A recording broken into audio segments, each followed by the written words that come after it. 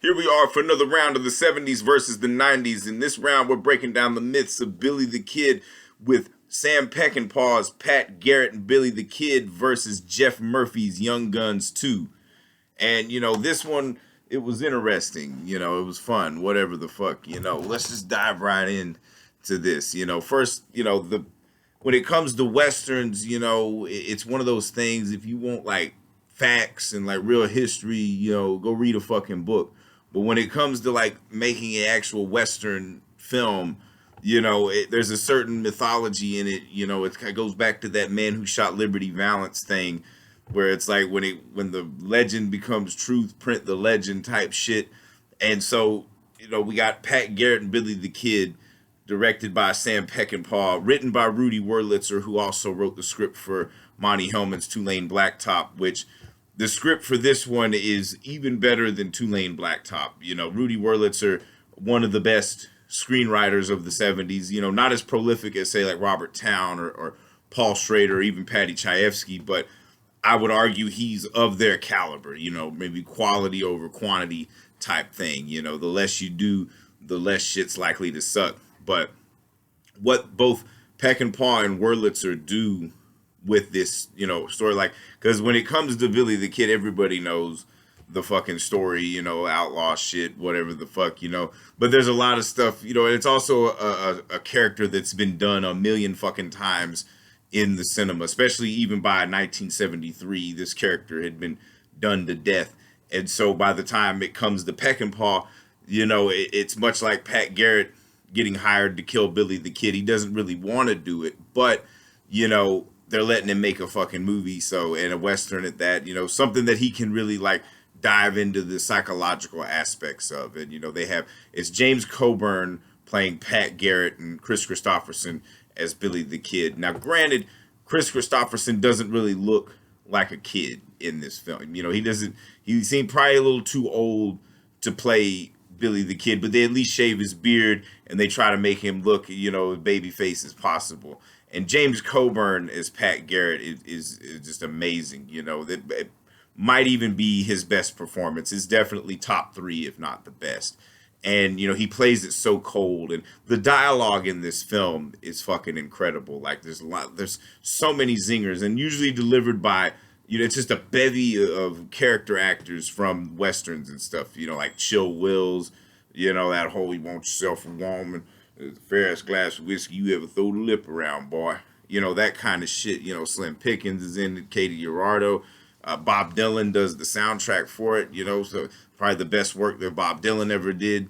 That's where Knocking on Heaven's Door comes from. One of the most beautiful scenes ever in a movie where Slim Pickens is dying right next to his wife, played by Katie Urardo, and then Knocking on Heaven's Door is playing. There's a body of water randomly in the fucking desert, and it's just a very, like, sad, beautiful scene, and it just proves the lyricism in Peckinpah's filmmaking. For all the violence and the blood spatter and all that shit. There were a lot of poignant, soft-hearted moments in it and shit. Now, the use of the song when Billy the Kid guns down Alamosa Bill, that don't make no fucking sense. It just feels tacked on and cheap. It's something that didn't really, probably should have just stuck with the shit that didn't have words. But that's probably the one thing that sucks about the film. But that's even just really nitpicking, because there's so many great moments in the film. And of course, like, Jack Elam is the one who plays Alamosa Bill. Matt Clark is great. R.G. Armstrong is fucking insane. He's really able to channel all that fucking, like, radical Christian shit that he had been, like, hammered in as a kid, and fanatical type shit. And it feels more realistic, when you watch the film, very naturalistic, because, like, it's not overshadowed. Like, Pat Garrett doesn't have a posse. He just goes from place to place, because he knew the kid. They were best friends, and now he's the sheriff and he's got to kill him. And the way that James Coburn plays it, it's so understated. It's just beautiful. You see the reluctance. That's why it takes him so long. He's just, drinking in the places where he knows the kid used to go, and and fucking the whores that the kid used to fuck, and all this shit. But he finds it out, that Poe guy fucking, goes like roughing people up, and he's being a shitheel, just talking about, oh yeah, this country, rah, rah. And you go for all the metaphors and shit too. The metaphors aren't really that heavy-handed, but you can easily see like Chisholm, played by Barry Sullivan, kind of represents corporate America, and there's like allusions to Nixon and shit probably, and and Jason Robards is great as the governor. James Coburn has a line in it. One of my favorite lines is like, "Well, I aim to bring the kid in, so you can just take that $500, shove it up your ass, and set fire to it."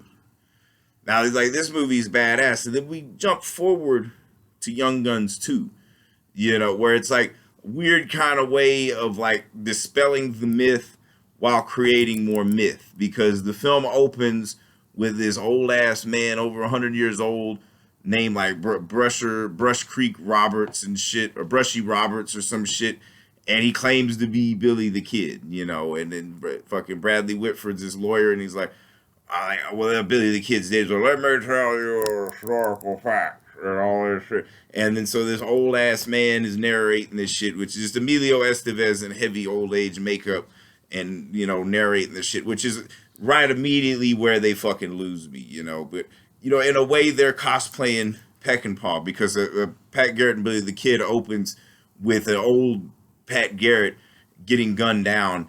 And, then we see the reason is because he killed Billy the Kid. There's not, I don't know what the fuck they were trying to do with Young Guns 2. Granted, for as shitty as Young Guns 2 is, it's still not as shitty as the first Young Guns. Because it's like, why do we really need an origin story movie for Billy the Kid? Usually most movies, you just wrap it up in the whole movie, but what Young Guns 2 is, it deals more with the death of Billy the Kid, or now there's mystery surrounding it and shit. Now there are great moments. William Peterson as Pat Garrett is a very inspired casting choice, but they kind of make Pat Garrett a bitch. It's easy to say, oh, he killed his best friend. It's complexities, but this movie doesn't really care about dealing with complexities. Peckinpah like thrived on complexities and shit, and James Coburn's performance, you feel the pain and the anguish. And James Coburn pops up in Young Guns 2. He plays Chisholm in this one now, and uses the same fucking line. You take that money, shove it up your ass, and set fire to it. And so there's a lot of allusions to Peckinpah in this one too.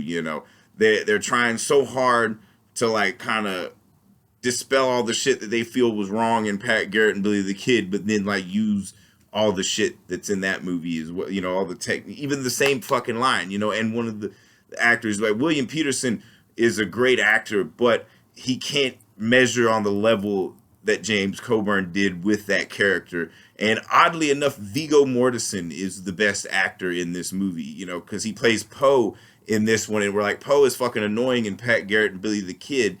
He's kind of fucking badass in this one, even though he looks creepy as fuck. And Christian Slater's great. Like, it's such a waste of a good cast. Kiefer Sutherland, Lou Diamond Phillips, and of course Emilio Estevez as Billy the Kid looks more like a kid, but like Chris Christopherson's performance as Billy the Kid is so much more better. Where he's actually charismatic. He's like a fucking rock star. Emilio Estevez, his portrayal, he's kind of a fucking douche. And plus the music is way better in Pat Garrett and Billy the Kid. Bob Dylan's score and songs are way better than Bon Jovi's shit, going down in a blaze of glory. It's lame as fuck. It fits with the movie, it's that kind of douchery, so it's the same level of shitty. And so, this round's clearly got to go to Pat Garrett and Billy the Kid. So the 70s just tied it up. And of course, nothing can beat Peckinpah. The thing about it is there really were never Westerns like his shit before Peckinpah, and there really was never shit like it after, although motherfuckers have certainly tried. And really the only one that comes close to like capturing the magic of Sam Peckinpah is Tombstone. But, other than that, Young Guns 2, like I said, they lost me immediately with 100-year-old Billy the Kid, dispelling the myth. Where you see somebody like Pat Garrett, carries out the job, whether he likes it or not. You know, we see Poe's kind of a dipshit, chicken shit. He can't, when he has the chance to kill Billy the Kid, he doesn't. So then, James Coburn's Pat Garrett guns him down. It's not, William Peterson kind of plays it like a bitch. Luckily, they shaved them fucking bullshit mutton chops off midway through the movie. Is it just, he really plays it up, just silly almost. Like I said, if Viggo Mortensen's outshining you, you need to step up your game. And although, Viggo Mortensen's no slouch, I'm talking shit about him. But so if anybody's keeping score, that's 22-22. We're currently tied up. So looks like, it's really heating up. The next main event will be Badlands versus True Romance. And so we'll see who breaks the tie. Like I said, this shit's been neck and neck. How many fucking times this shit been tied up? Because that's just how good both these decades were.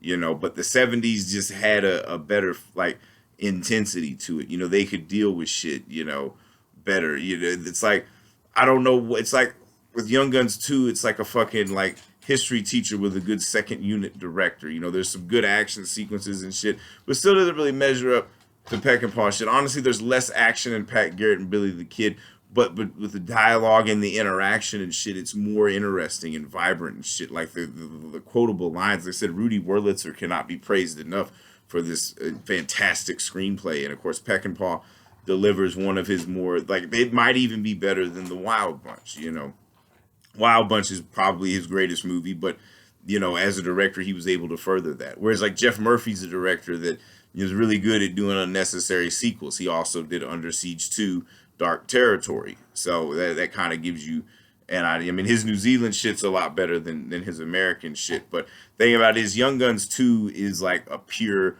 Hollywood Western, because most Hollywood Westerns were usually directed by foreign filmmakers, usually Eastern European, German motherfuckers, or, and you had a couple of French, Italian motherfuckers doing shit, and that's not, that's actually in Hollywood. But whereas Pat Garrett and Billy the Kid is it is purely an American film, even though it was made in Mexico, old Mexico. And, but Sam Peckinpah is one of the greatest American directors, and nobody really captured the essence of what America truly was, other than maybe Robert Altman and Sam Fuller, So, like I said, if anything I've said is wrong, or you think it's wrong, or you want to disagree, eviscerate me in the comments, I don't give a shit. Like I said, this is the personal journey, because I got to know which decade was better. But all I know is Sam Peckinpah, one of the greatest directors of all time. I'll fight anybody on it. Anybody that thinks they're a Peckinpah expert, I guarantee you don't know shit.